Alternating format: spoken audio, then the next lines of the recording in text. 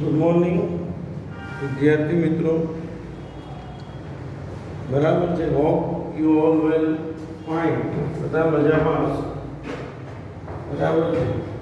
જો આપણે બીએની અંદર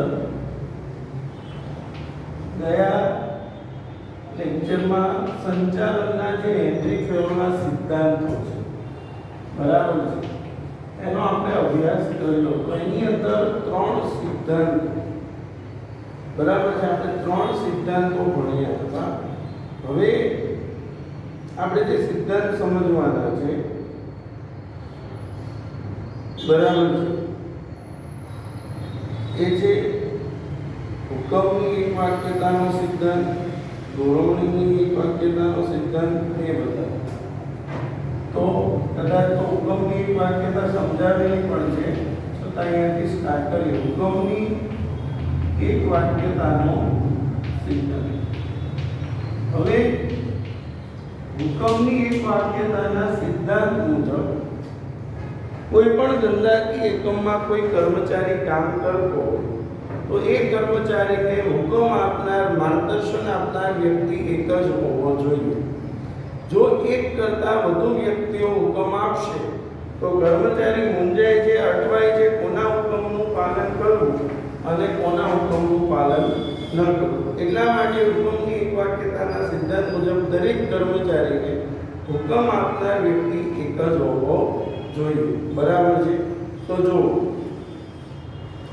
કર્મચારી એક કરતાં વધુ ઉપરી અધિકારીઓના હુકમોનું એક સાથે પાલન કરી શકે નહીં. તેથી આ સિદ્ધાંત દર્શાવે છે કે કોઈ પણ કામગીરી કે પ્રવૃત્તિ અંગે કર્મચારીને એક જ ઉપરી અધિકારી તરફથી હુકમો મળવા જોઈએ.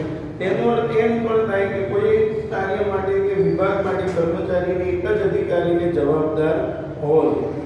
હુકમની એક વાક્યતાના સિદ્ધાંતના કારણે કર્મચારીઓમાં હુકમને લગતી કોઈ પણ મૂંઝવણ ઊભી થતી નથી.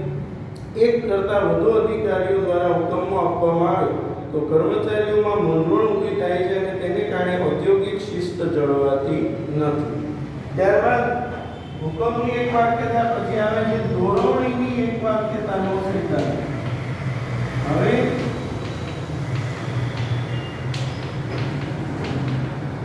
આ બંનેમાં શું ડિફરન્સ છે? તો હુકમની એક વાક્યતામાં અને દોરવણીની એક વાક્યતા સમજો. હુકમની એક વાક્યતામાં શું કીધું? કોઈ એક કર્મચારીને કોઈ વ્યક્તિ હુકમ આપવો જોઈએ. હવે દોરવણી એટલે માર્ગદર્શન. તો કોઈ પણ ધંધાકીય એકમમાં જ્યારે કોઈ એક જૂથ કામ કરતું હોય, ગ્રુપ, એક સમૂહ કામ કરતો હોય, 10 જણા, 15 જણા, 20 જણાનું એક ગ્રુપ હોય, તો આ સમૂહને માર્ગદર્શન આપનાર વ્યક્તિ એક જ હોવો જોઈએ. જો બધા અલગ અલગ રીતે એક જ સમૂહને માર્ગદર્શન એક જ બાબતનું આપશે તો એક કર્મચારીઓનું જૂથ મૂંઝાય છે કે ભાઈ આપણે કઈ માર્ગદર્શન પ્રમાણે કરવું ને કઈ માર્ગદર્શિકા પ્રમાણે કામ ન કરવું. એટલા માટે માર્ગદર્શન આપનાર જે જૂથ છે એને માર્ગદર્શન આપનાર અધિકારી એક જ હોવો જોઈએ. જો એક કરતાં વધારે જૂથ માર્ગદર્શન આપશે તો કર્મચારીઓ મૂંઝાય છે, અટવાય છે કે કોના માર્ગદર્શનનું પાલન કરવું અને કોના ન કરવું. એટલા માટે શું કહે છે કે કર્મચારીઓનું જે જૂથ છે જ્યારે કામ કરતું હોય તો તેને માર્ગદર્શન આપનાર જે અધિકારી છે એ એક જ હોવો જોઈએ. અને વળી આ જે જૂથ છે એ એક જ ધ્યેયની સિદ્ધિ માટે કાર્ય કરતો હોય. જૂથમાં જોડાયેલા સભ્યોના ધ્યેય જુદા જુદા હોવા જોઈએ નહીં. જો બધાના ધ્યેય જુદા જુદા હશે તો ધંધાનો ધ્યેય પૂરો નહીં થાય. એટલે એક જ ધ્યેયની સિદ્ધિ માટે આ જૂથ પણ કાર્ય કરતો હોય. એટલે પહેલામાં એક વ્યક્તિને હુકમ આપનાર, જ્યારે દોરવણીની એક વાક્યતામાં જે ગ્રુપ કામ કરે છે, જૂથ કામ કરે છે, એને માર્ગદર્શન આપનાર એક જ વ્યક્તિ હોવો જોઈએ. તો જો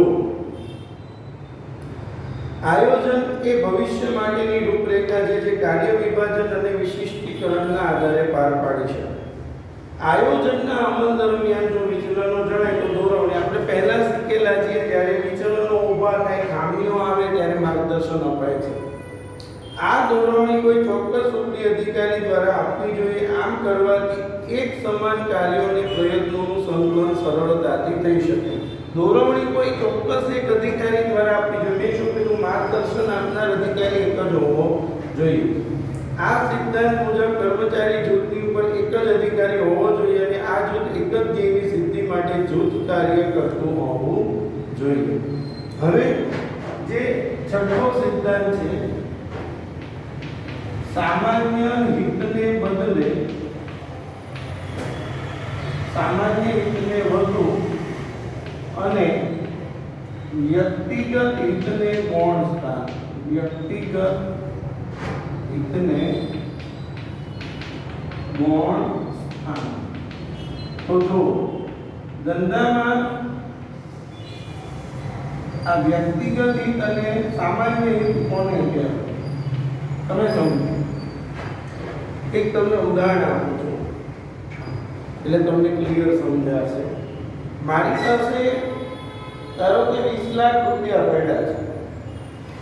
હવે એ 20 લાખ રૂપિયા છે એ જો હું ધંધામાં રોકું તો મારા ધંધા સાથે મારા કુટુંબમાં જોડાયેલા જે 10 જણા છે એટલે ફાયદો થાય એમ છે. અને 20 લાખ રૂપિયામાંથી 10 લાખ ધંધામાં રોકું તો બીજા 8 થી 10 જણાને હું કુટુંબના રોજગારી આપી શકું એમ છું.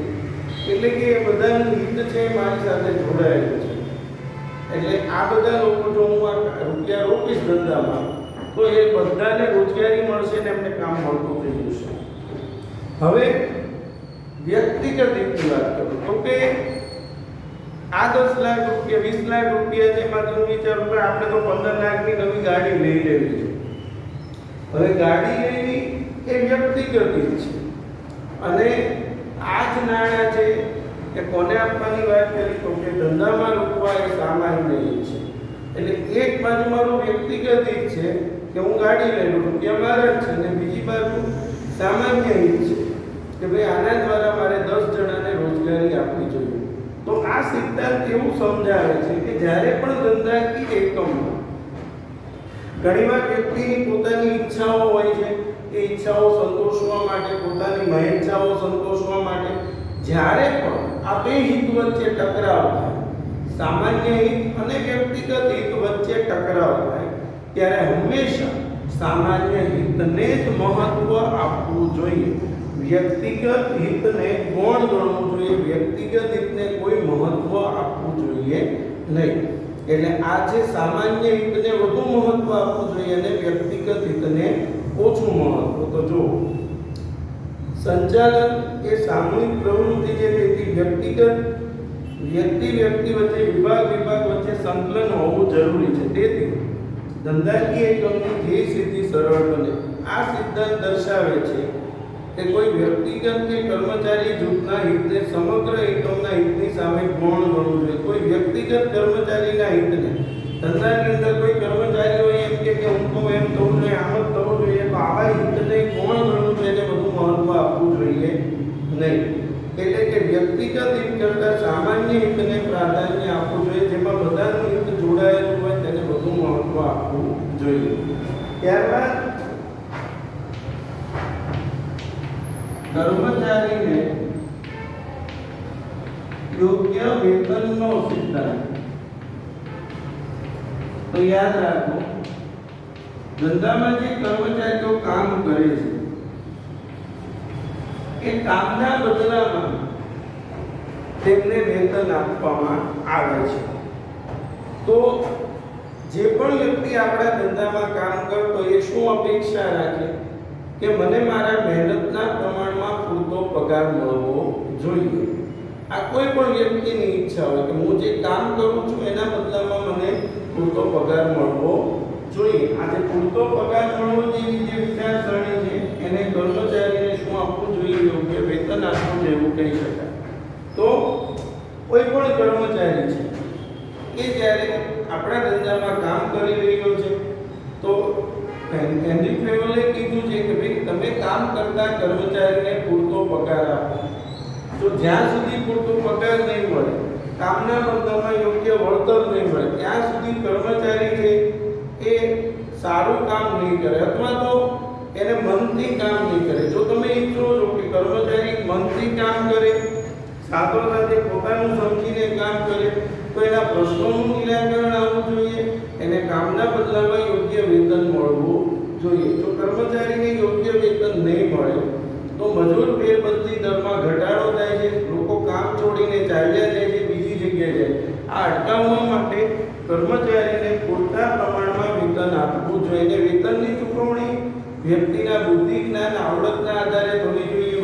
કરે તો વધુ વેતન મળવું જોઈએ, ઓછું કામ કરે તેને ઓછું વેતન. તો આ કર્મચારીને યોગ્ય વેતનનો સિદ્ધાંત. તો જો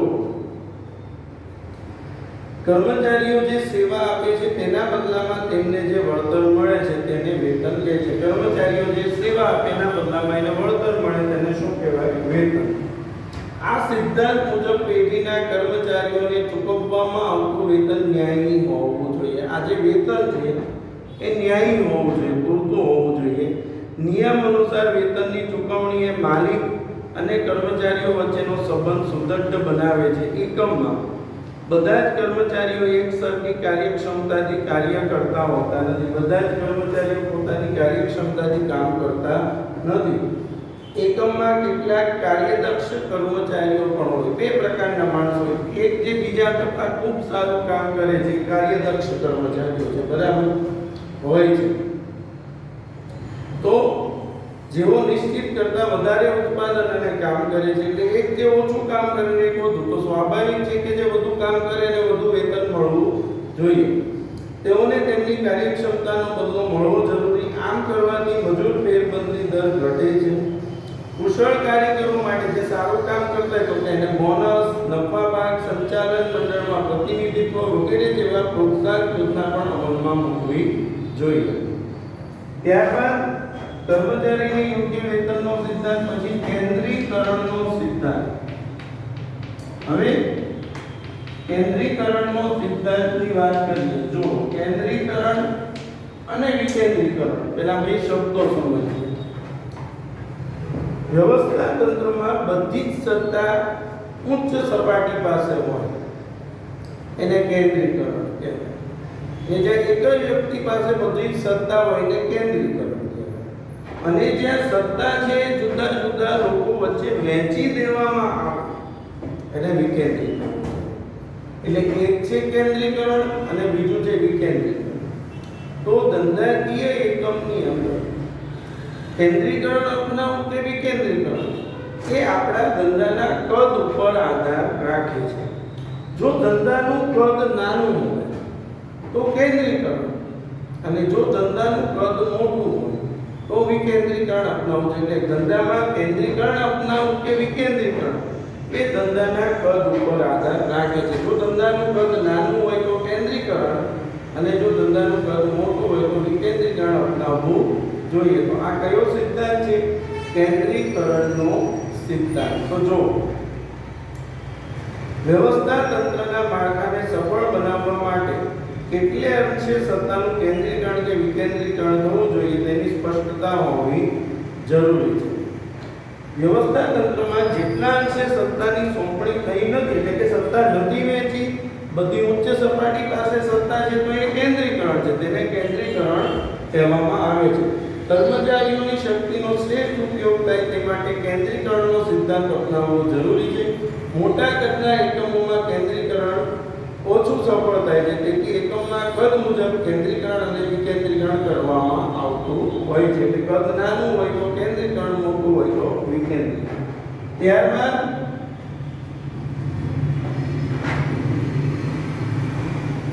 સત્તાની રૈખિક સાંકળનો સિદ્ધાંત.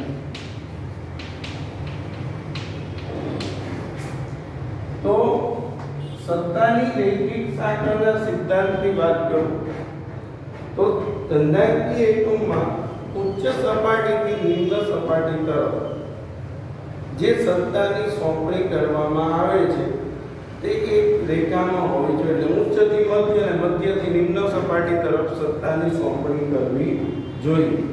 જો સત્તાની સોંપણી છે એ રૈખિક રીતે ન થાય તો ધંધાકીય એકમમાં મુશ્કેલીઓ ઊભી થાય છે.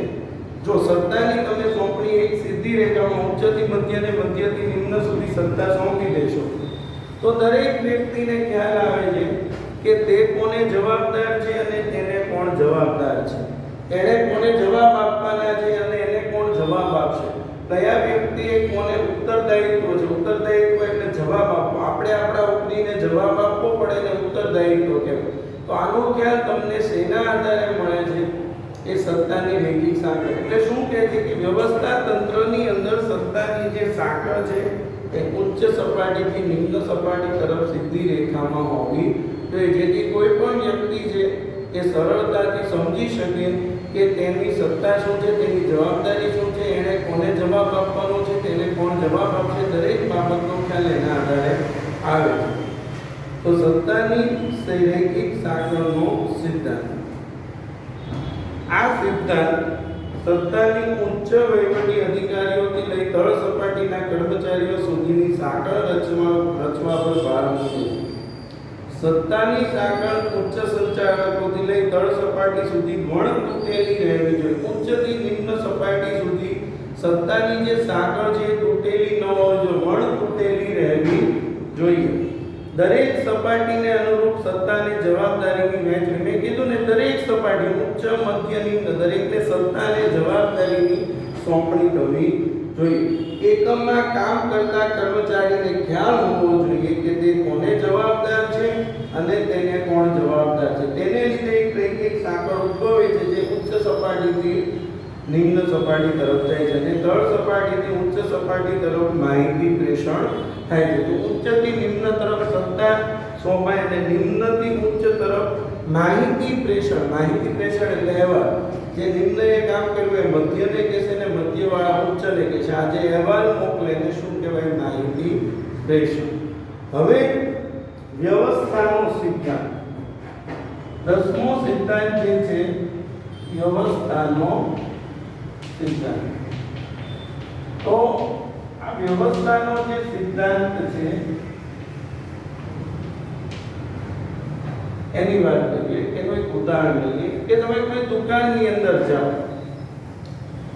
તો દુકાનની અંદર ધારો કે કોઈ પાન પાર્લર છે, તો એ પાન પાર્લરની અંદર અલગ અલગ ખાના હશે અને એ ખાનાની અંદર ધારો કે એક ખાનું છે એમાં પાર્લેજીના બિસ્કિટ પડ્યા છે, બાજુના ખાનામાં ક્રેક છે, બાજુના ખાનામાં બોર્નબોન બિસ્કિટ પડ્યા. હવે પાર્લેજી બિસ્કિટનું છેલ્લું પેકેટ હતું, કોઈ વ્યક્તિ લેવા આવ્યો અને આપી દીધો, એ ખાનું ખાલી છે. તો જે દુકાનદાર છે એ શું કરશે? ત્યાં બીજી વસ્તુ મૂકી દેશે? નહીં. સમજો, એ ખાનું ખાલી રાખશે એટલે જેવા પાર્લેજી બિસ્કિટ આવશે એટલે પાછા ત્યાં પાર્લેજી બિસ્કિટ મૂકી દેશે. તો આના આધારે આપણે શું સમજ પડે કે દરેક વસ્તુ માટે એક જગ્યા હોય છે. દરેક વસ્તુ માટે એક જગ્યા હોય છે, એમ દરેક જગ્યા માટે એક વસ્તુ હોય છે.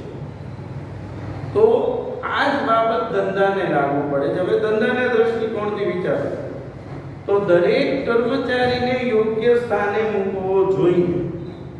દરેક કર્મચારીને યોગ્ય સ્થાને મૂકવો જોઈએ અને કર્મચારીના સ્થાનની પસંદગી તેના હોદ્દા, અનુભવ, જ્ઞાન, લાયકાત, આવડતને આધારે થવી જોઈએ.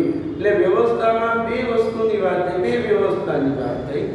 એક છે ધંધાકીય વ્યવસ્થાની આપણે વાત કરીએ અને બીજી સામાજિક વ્યવસ્થા.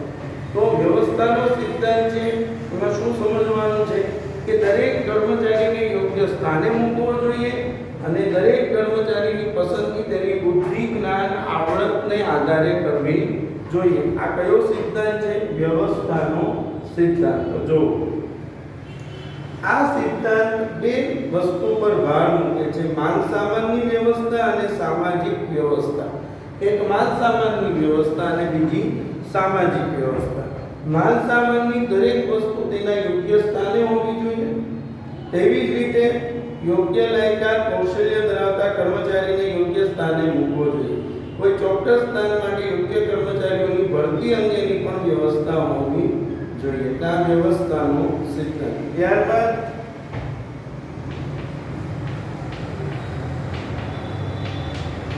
સમાનતાનો સિદ્ધાંત.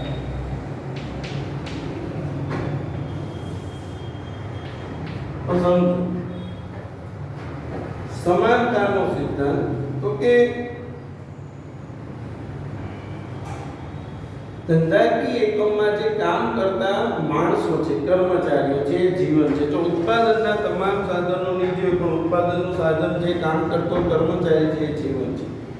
એની સાથે કામ લેવા માટે હંમેશા વ્યવહારુ અભિગમ રાખવો પડે અને સમાનતાથી, એટલે સમાનતા એટલે શું? ધંધામાં 10 કર્મચારી કામ કરે, બધાનું કામ સરખું છે તો બધાને ફાળવણી પણ કામની સરખી થવી જોઈએ. એકને કામ વધુ, બીજાને કામ ઓછું એવું હોવું જોઈએ નહીં. ને સમાનતાનો સિદ્ધાંત શું સમજાવે છે કે કર્મચારીઓ પાસેથી સારું કામ લેવા માટે વૈદિકની સાથે અવૈદિક પણ બનવાનું છે. વૈદિક એટલે શું? નીતિ નિયમ મુજબ ચાલે એને વૈદિક કહેવાય, પણ બધા સાથે હળી મળીને કામ કરે એને અવૈદિક કહેવાય. તો આજે સમાનતાનો સિદ્ધાંત જે શું સમજાવે છે કે ભાઈ કર્મચારીઓ છે એમના વચ્ચે કાર્યની જે વહેંચણી છે સમાનતાના ધોરણે થવી જોઈએ.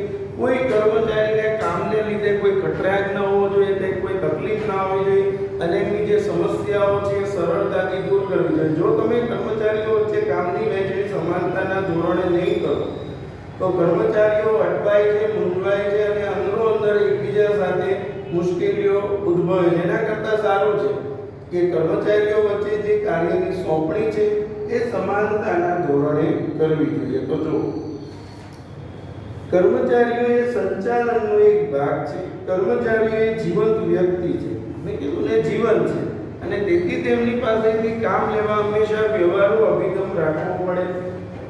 અધિકારીઓએ કર્મચારીઓ પાસેથી કામ લેતી વખતે ન્યાયપૂર્ણ અને સમાનતાથી વર્તવું જોઈએ. ન્યાયપૂર્ણ અને સમાનતા, કોઈને અન્યાય ન થવો જોઈએ, દરેક કર્મચારી સમાન હોવો જોઈએ.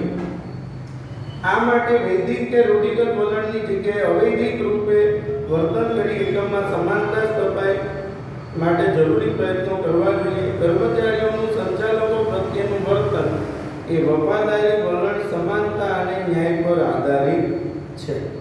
ત્યારબાદ 12મો જે સિદ્ધાંત છે સ્થિર કર્મચારીગણનો સિદ્ધાંત.